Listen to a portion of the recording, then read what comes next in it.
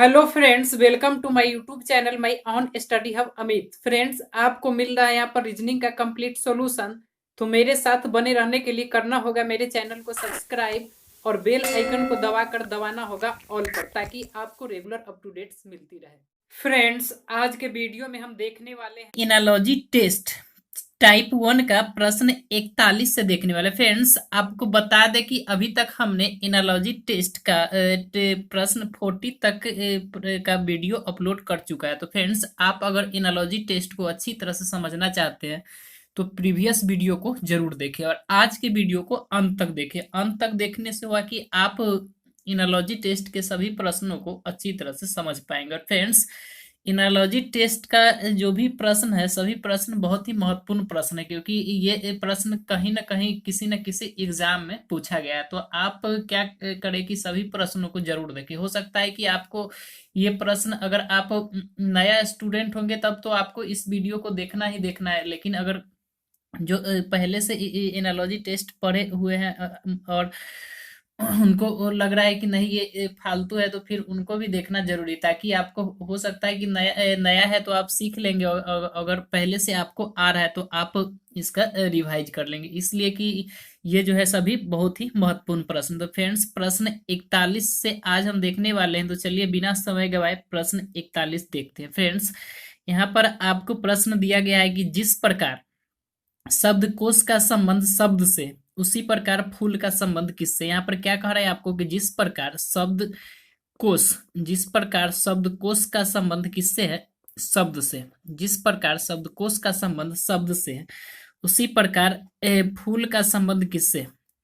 जिस प्रकार शब्दकोश का संबंध शब्द से, उसी प्रकार फूल संबंध किससे है। फ्रेंड्स, फूल इधर इधर होना चाहिए, यानी कहने का मतलब कि जिस प्रकार शब्दकोश का संबंध शब्द से है तो फूल का संबंध किससे है, फूल का संबंध किससे है। तो फ्रेंड्स, आपको बता दे कि शब्दकोश में क्या रहता है, शब्दकोश में शब्द रहता है। शब्दकोश में क्या रहता है, शब्द रहता है। तो फूल किस में रहता है, शब्दकोश कहने का मतलब कि एक साथ बहुत सारा शब्द, यानी बुक बोल सकते हैं, डिक्शनरी, जिसमें बहुत सारा शब्द दिया हुआ रहता है। उसी तरह से फूल को ले तो फूल आपको कहाँ पर मिलेगा, बहुत सारा फूल होगा, उसको क्या बोलेंगे। तो फ्रेंड्स, यहाँ पर एक में दिया है पंखुड़ी। पंखुड़ी तो होगा ही नहीं, क्योंकि फूल से भी छोटा हिस्सा है। दूसरा में बी दिया वृक्ष दिया है, ये भी नहीं होगा। तीसरा फुलवारी दिया है। चौथा माला, यानी माला में बहुत सारा फूल रहता है, माला में। जिस तरह से फ्रेंड्स, यहाँ पर एनालॉजी का हिंदी होता है सदृशता, यानी आपको एक समान गुण को देखते हुए आंसर को मिलाना। जिस तरह से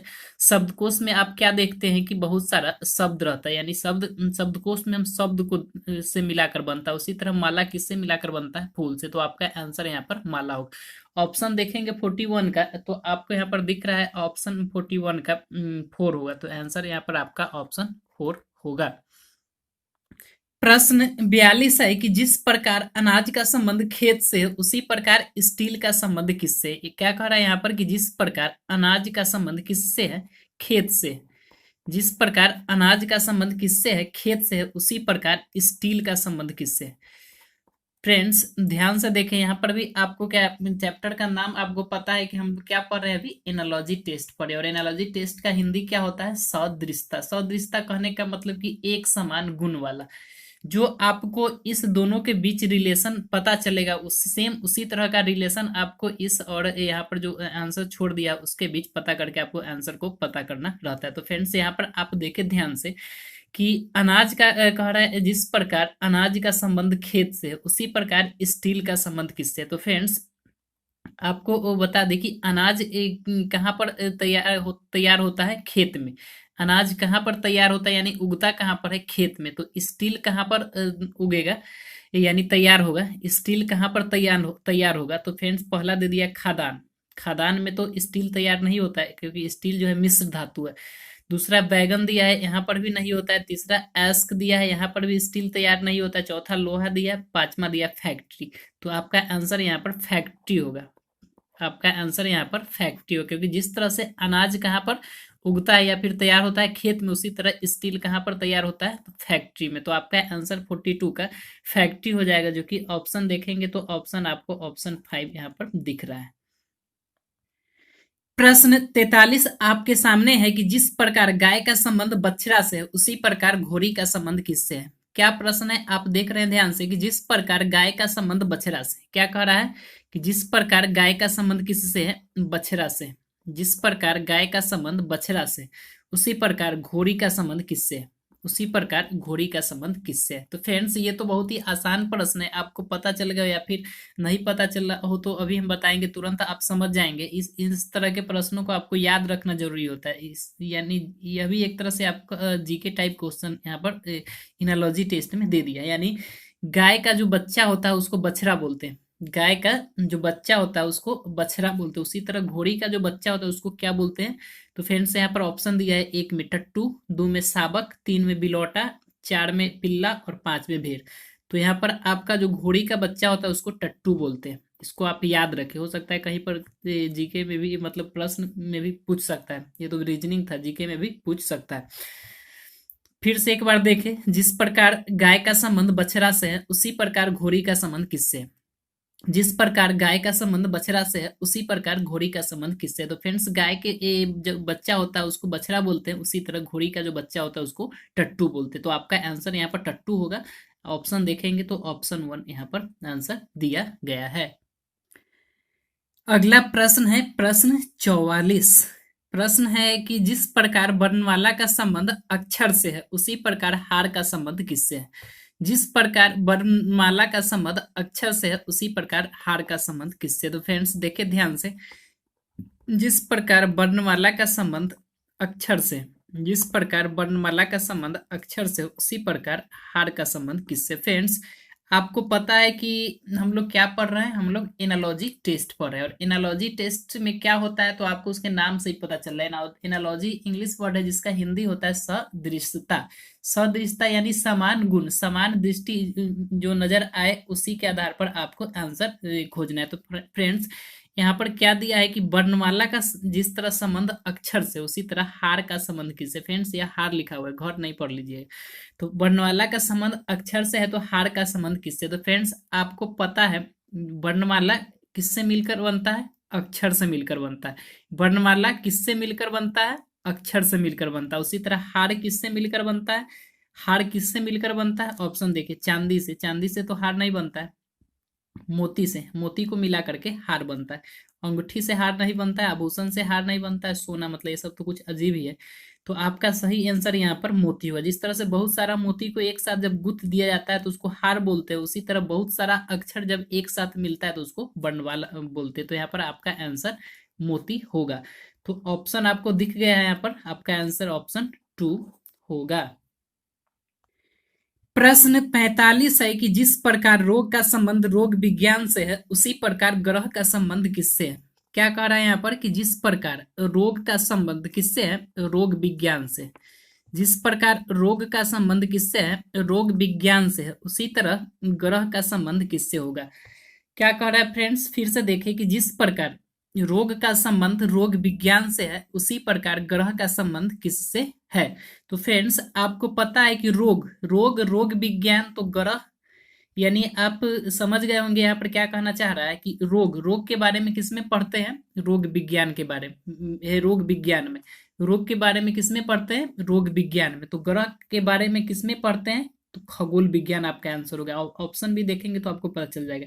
एक में सूर्य दिया है, दो में फलित ज्योतिष दिया है, तीन में परिक्रमा पथ दिया है, चार में उपग्रह दिया है और पांच में खगोल विज्ञान दिया है। यानी रोग का जो अध्ययन हम लोग करते हैं किसमें, रोग विज्ञान में।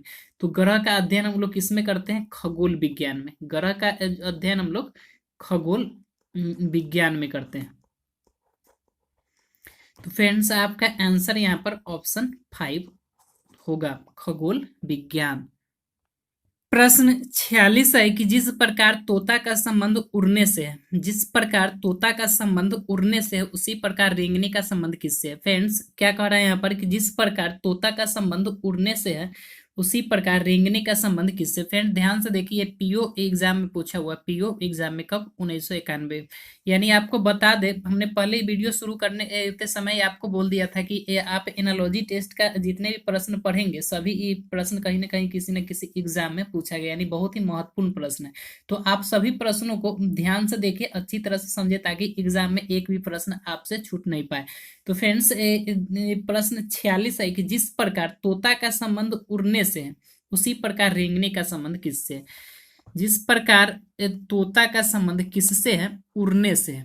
जिस प्रकार तोता का संबंध उड़ने से है, उसी प्रकार रेंगने का संबंध किससे। फ्रेंड्स यहाँ पर इधर वाला दिया है और इधर वाला आपसे पूछ रहा है, यानी जिस प्रकार तोता का संबंध उड़ने से है, तो रेंगने का संबंध किससे है। तो फ्रेंड्स तोता उड़ता है तो रेंगता कौन है, तोता उड़ता है तो रेंगता कौन है। ऑप्शन देखिए आपको पता चल जाए, बत्तख, बत्तख नहीं रेंगता है। खरगोश, खरगोश रेंगता नहीं, दौड़ता है। मेढक, मेढक भी रेंगता नहीं है। घड़ियाल, यहाँ पर गुड़ैया दे दिया है, ये भी उड़ता है, तो यहाँ पर घड़ियाल, घड़ियाल रेंग करके चलता है। तो फ्रेंड्स आपका आंसर यहाँ पर घड़ियाल होगा।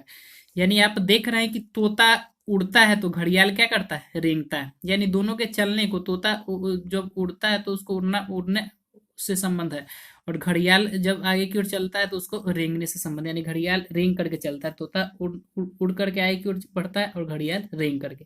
तो फ्रेंड्स इस तरह से आपका आंसर यहाँ पर घड़ियाल हो जाएगा, जो कि ऑप्शन देखेंगे तो ऑप्शन 4 आपको दिख रहा है। प्रश्न 47 है कि जिस प्रकार टेबुल का संबंध लकड़ी से, उसी प्रकार कमीज का संबंध किससे है। फ्रेंड्स क्या है प्रश्न कि जिस प्रकार टेबुल का संबंध लकड़ी से है, उसी प्रकार कमीज का संबंध किससे है। प्रश्न आप देखिए, कह रहा है यहाँ पर कि जिस प्रकार टेबुल का संबंध किससे है, लकड़ी से, लकड़ी से। जिस प्रकार टेबुल का संबंध लकड़ी से, उसी प्रकार कमीज का संबंध किससे, उसी प्रकार कमीज का संबंध किससे। तो फ्रेंड्स बहुत ही आसान प्रश्न है, बहुत ही आसान प्रश्न है। यहाँ पर आप देख रहे हैं, कह रहा है कि टेबुल का संबंध जिस प्रकार लकड़ी से है, तो कमीज का संबंध किससे है। तो फ्रेंड्स ये एनालॉजी टेस्ट है और आप ने अभी तक बहुत सारा प्रश्नों को बना चुका है, तो आप समझ रहे हैं कि यहाँ पर आंसर क्या होगा। तो फ्रेंड्स हम बता देते हैं यहाँ पर किस तरह से आपको आंसर दिखाई देगा। तो फ्रेंड्स टेबुल कह रहा है कि जिस प्रकार टेबुल का संबंध लकड़ी से, तो कमीज का संबंध किससे है। तो आप ध्यान से सोचेंगे कि टेबुल किससे बनाया जाता है, लकड़ी से। टेबुल किससे बनाया जाता है, लकड़ी से। तो कमीज किससे बनाया जाता है, कपड़ा से। कमीज किससे बनाया जाता है, कपड़ा से। ऑप्शन देखिए यहाँ पर ऑप्शन 3 में कपड़ा दिया है, तो आंसर यहाँ पर कपड़ा होगा। आंसर क्या होगा, कपड़ा होगा। तो आंसर यहाँ पर आपका ऑप्शन 3 हो जाएगा 47 का। प्रश्न 48 है कि जिस प्रकार फूल का संबंध कली से है, उसी प्रकार फल का संबंध किससे है। जिस प्रकार फूल का संबंध कली से है, उसी प्रकार फल का संबंध किससे। फ्रेंड्स ध्यान से देखें, कह रहा है यहाँ पर कि जिस प्रकार फूल का संबंध किससे है, कली से। जिस प्रकार फूल का संबंध कली से है, उसी प्रकार फल का संबंध किससे।